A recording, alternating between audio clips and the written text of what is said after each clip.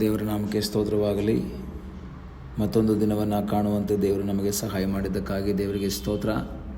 ಈ ಮುಂಜಾನೆ ಕರ್ತನನ್ನು ಘನಪಡಿಸುವಂತೆ ಮಹಿಮೆಪಡಿಸುವಂತೆ ದೇವರು ನಮಗೆ ಕೃಪೆ ಮಾಡಿದ್ದಕ್ಕಾಗಿ ದೇವರಿಗೆ ಸ್ತೋತ್ರ. ಇಂದಿನ ವೇದ ಅಧ್ಯಯನಕ್ಕಾಗಿ ಮೀಕನು ಬರೆದ ಪ್ರವಾದನೆ ಗ್ರಂಥ 7ನೇ ಅಧ್ಯಾಯ 8ನೇ ವಾಕ್ಯವನ್ನು ನಮಗೆ ಓದೋಣ. ನನ್ನ ಶತ್ರುವೇ, ನನ್ನ ವಿಷಯದಲ್ಲಿ ಹಿಗ್ಗಬೇಡ. ನಾನು ಬಿದ್ದಿದ್ದರೂ ಏಳುವೆನು, ಕತ್ತಲಲ್ಲಿ ಕೂತಿದ್ದರೂ ಯೆಹೋವನು ನನಗೆ ಬೆಳಕಾಗಿರುವನು. ಇಸ್ರಾಯೇಲ್ ಮಕ್ಕಳು ಬಹಳ ಸಮಸ್ಯೆಯಲ್ಲಿ ಹಾದು ಹೋಗ್ತಾ ಇದ್ದಾರೆ, ಕಷ್ಟದಲ್ಲಿ ಹಾದು ಹೋಗ್ತಾ ಇದ್ದಾರೆ, ವೇದನೆಯಲ್ಲಿ ಹಾದು ಹೋಗ್ತಾ ಇದ್ದಾರೆ.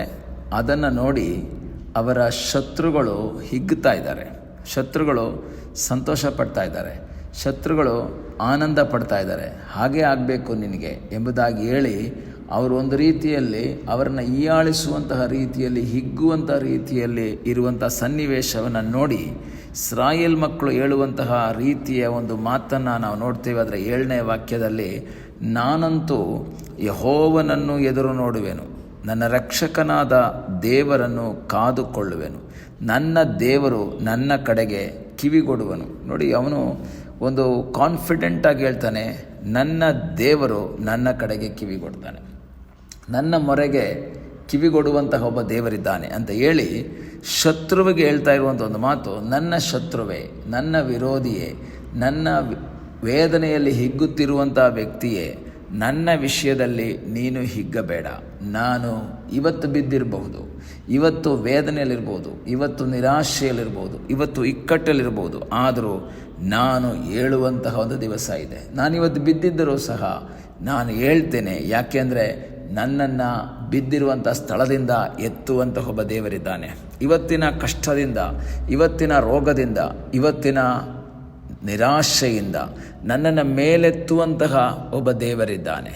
ಈ ಬೆಳಗ್ಗೆ ನನ್ನ ಮಾತನ್ನು ಕೇಳುವಂತಹ ದೇವರ ಮಕ್ಕಳೇ, ಇದು ನಂಬಿಕೆಯ ಮಾತು, ಇದು ಭರವಸದ ಮಾತು, ಇದು ನಿರೀಕ್ಷೆಯ ಮಾತು. ಹೌದು, ನಾನಿವತ್ತು ಕಷ್ಟದಲ್ಲಿದ್ದೇನೆ, ಇವತ್ತು ವೇದನೆಯಲ್ಲಿದ್ದೇನೆ, ಇವತ್ತು ನಿರಾಶೆಯಲ್ಲಿದ್ದೇನೆ, ಆದರೂ ನಾನು ಎದ್ದೇಳುವಂಥ ಒಂದು ದಿವಸ ಇದೆ. ಯೋಬನ ಜೀವಿತದಲ್ಲಿ ತಾನು ಕಷ್ಟದ ಆ ಬೆಂಕಿಯ ಜ್ವಾಲೆಯೊಳಗೆ ಹಾದು ಹೋಗಬೇಕಾದರೂ ಸಹ, ವೇದನೆಯಲ್ಲಿ ಮುಳುಗಿರುವಂಥ ಸಮಯದಲ್ಲೂ ಸಹ ಒಂದು ಕಾನ್ಫಿಡೆಂಟ್ ಅಂತ ಒಂದು ಮಾತು ಹೇಳ್ತಾನೆ, ನಾನು ನನ್ನ ವಿಮೋಚಕನನ್ನು ನೋಡುವೆನು, ನನ್ನ ಕಣ್ಣಾರೆ ಕಾಣುವೆನು.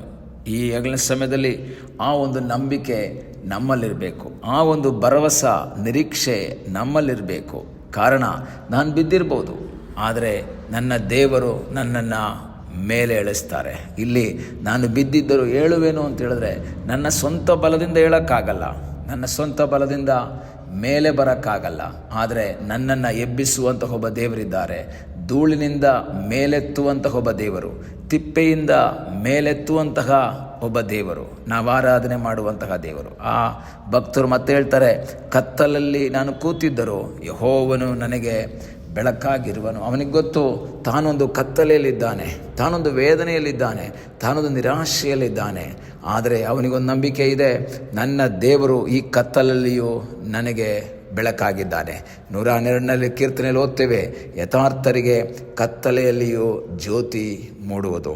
ಈ ಬೆಳಗಿನ ಸಮಯದಲ್ಲಿ ಕೇಳುವಂತಹ ದೇವರ ಮಕ್ಕಳೇ, ದೇವರ ವಾಕ್ಯದ ಆಧಾರದಲ್ಲಿ ನಾನು ನಿಮಗೆ ಹೇಳ್ತೇನೆ, ಒಂದು ವೇಳೆ ಕಷ್ಟದಲ್ಲಿ, ವೇದನೆಯಲ್ಲಿ, ನಿರಾಶೆಯಲ್ಲಿ, ಕಣ್ಣೀರಿನಲ್ಲಿ ನೀನು ಬಿದ್ದಿದ್ರು ಸಹ ಶತ್ರು ಆ ಸಮಯದಲ್ಲಿ ಅದನ್ನು ನೋಡಿ ಹಿಗ್ಗುತ್ತಾ ಇರ್ಬೋದು, ಅಥವಾ ನಿಮ್ಮ ವಿರೋಧಿಗಳು ನಿಮ್ಮನ್ನು ನೋಡಿ ಹಾಗೆ ಆಗಬೇಕು ನಿನಗೆ ಅಂತ ಹೇಳ್ತಾ ಇರ್ಬೋದು. ಒಂದು ವೇಳೆ ನಿಮ್ಮ ಸಂಬಂಧಿಕರಾಗಿರ್ಬೋದು, ನೀವು ಕರ್ತನನ್ನು ನಂಬದೇ ಇರುವಂತಹ ವ್ಯಕ್ತಿಗಳಾಗಿರ್ಬೋದು, ಅವರು ನಿರಾಶೆಯ ಮಾತುಗಳನ್ನು, ನಿಮ್ಮನ್ನು ನಿರಾಶೆಯುಂಟು ಮಾಡುವಂಥ ಮಾತುಗಳು ಅವರ ಬಾಯಿಂದ ಅವ್ರು ಹೇಳ್ತಾ ಇರ್ಬೋದು.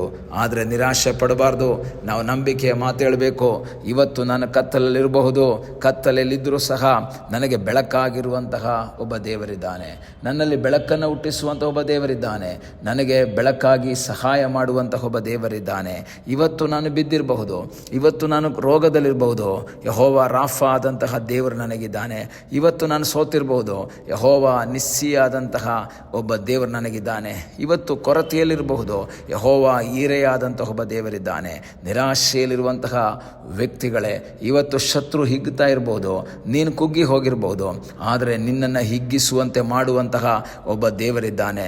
ನಿನ್ನ ಕುಗ್ಗಿನ ಸ್ಥಿತಿಯನ್ನು, ನಿನ್ನ ನಿರಾಶೆಯನ್ನು, ನಿನ್ನ ಕಣ್ಣೀರನ್ನು ನೋಡಿ ಅದಕ್ಕೆ ಪರಿಹಾರ ಕೊಡುವಂತಹ ಒಬ್ಬ ದೇವರಿದ್ದಾನೆ. ನಮ್ಮ ಜೀವಿತದಲ್ಲಿ ನಮ್ಮನ್ನು ಮೇಲೆ ತರುವಂತಹ ಒಬ್ಬ ದೇವರಿದ್ದಾನೆ. ನಂಬಿಕೆಯಿಂದ ಹೇಳೋಣ. 8ನೇ ವಾಕ್ಯದಲ್ಲಿ ನಾವು ನೋಡ್ತೀವಿ, ನನ್ನ ಶತ್ರುವೇ ನನ್ನ ವಿಷಯದಲ್ಲಿ ನೀನಿಗ್ಗಬೇಡ, ಸೈತಾನನೇ ನೀನಿಗ್ಗಬೇಡ, ಇವತ್ತಿನ ಸ್ಥಿತಿ ನೋಡಬೇಡ, ನನ್ನ ಈ ಸ್ಥಿತಿಯನ್ನು ಬದಲಾಯಿಸುವಂಥ ಒಬ್ಬ ದೇವರಿದ್ದಾನೆ. ನನ್ನ ಸ್ಥಿತಿಗೆ ಪರಿಹಾರ ಕೊಡುವಂತಹ ಒಬ್ಬ ದೇವರಿದ್ದಾನೆ. ಇದಕ್ಕೆ ಜಯ ಕೊಡುವಂತಹ ಒಬ್ಬ ದೇವರಿದ್ದಾನೆ. ಆ ಕರ್ತನ ಮುಖವನ್ನು ನೋಡೋಣ. ಇವತ್ತು ನಾನು ಬಿದ್ದಿದ್ದೇನೆ, ಇವತ್ತು ಕಣ್ಣೀರಾಗ್ತಾ ಇದ್ದೇನೆ, ಇವತ್ತು ವೇದನೆಯಲ್ಲಿದ್ದೇನೆ, ಆದರೂ ನಾನು ಹೇಳ್ತೀನಿ, ನಾನು ಎದ್ದೇಳ್ತೀನಿ. ಯಾಕೆಂದರೆ ನನ್ನ ಬಲದಿಂದ ಅಲ್ಲ, ನನ್ನ ದೇವರು ನನ್ನನ್ನು ಮೇಲೆ ತರ್ತಾರೆ. ಮಾತ್ರವಲ್ಲ, ಕತ್ತಲೆಯಲ್ಲಿರಬಹುದು, ಘೋರಾಂಧಕಾರದಲ್ಲಿರಬಹುದು, ಯೆಹೋವನು ನನಗೆ ಬೆಳಕಾಗಿರ್ತಾನೆ, ಬೆಳಕನ್ನು ಕೊಡ್ತಾನೆ. ಆ ಕತ್ತಲೆಯಲ್ಲಿಯೂ ಬೆಳಕನ್ನು ಕೊಡುವಂತಹ ಒಬ್ಬ ದೇವರಲ್ಲಿ ಆಶ್ರಯಿಸಿ ಮುಂದೆ ಸಾಗೋಣ. ಕಣ್ಣುಗಳನ್ನ ಮುಚ್ಚೋಣ, ಪ್ರಾರ್ಥನೆ ಮಾಡೋಣ. ನಮ್ಮನ್ನು ಬಹಳವಾಗಿ ಪ್ರೀತಿ ಮಾಡುವ ಪರಲೋಕದ ತಂದೆಯಾದ ದೇವರೇ, ಈ ಬೆಳಗಿನ ಸಮಯದಲ್ಲಿ ನಿನ್ನ ಸನ್ನಿಧಾನದಲ್ಲಿ ನಮ್ಮನ್ನು ಒಪ್ಪಿಸಿಕೊಡ್ತೇವೆ. ತಲೆಬಾಗಿ ವಾಕ್ಯವನ್ನು ಕೇಳ್ತಾ ಇರುವಂಥ ನಿನ್ನ ಮಕ್ಕಳಿಗಾಗಿ ಸ್ತೋತ್ರ. ಈ ಮಕ್ಕಳನ್ನು ಆಶೀರ್ವಾದ ಮಾಡಪ್ಪ ದೇವರೇ. ಅವರು ಬಿದ್ದಂತಹ ಅನುಭವದಲ್ಲಿ, ಕಣ್ಣೀರಿನಲ್ಲಿ, ವೇದನೆಯಲ್ಲಿ, ನಿರಾಶೆಯಲ್ಲಿದ್ದರೂ ಸಹ ಅವರಿಗೆ ಬೆಳಕಾಗಿರುವಂತಹ ದೇವರು ನೀನಪ್ಪ. ಅವರಿಗೆ ಅದ್ಭುತ ಮಾಡುವಂತಹ ದೇವರು, ಅವರನ್ನು ಮೇಲೆತ್ತುವಂತಹ ದೇವರು ನೀನು, ಅವರ ಕತ್ತಲೆಯನ್ನು ನೀಗಿಸುವಂತಹ ದೇವರು ನೀನಾಗಿದ್ದೀಯಾ. ನಿನ್ನಲ್ಲಿ ಭರವಸೆವಿಟ್ಟು ನಿರೀಕ್ಷೆಯಿಂದ ಮುಂದೆ ಸಾಗುವಂತೆ ಕರ್ತನೆ ಕೃಪೆ ಮಾಡು. ಪ್ರಾರ್ಥನೆಯನ್ನು ಕೇಳಿದ್ದಕ್ಕಾಗಿ ನಿನಗೆ ಸ್ತೋತ್ರ. ಯೇಸುವಿನ ಮುದ್ದಾದ ಹೆಸರಿನಲ್ಲಿ ಬೇಡಿಕೊಳ್ಳುತ್ತೇವೆ ನಮ್ಮ ಪ್ರೀತಿಯ ತಂದೆಯೇ, ಆಮೇನ್. God bless you.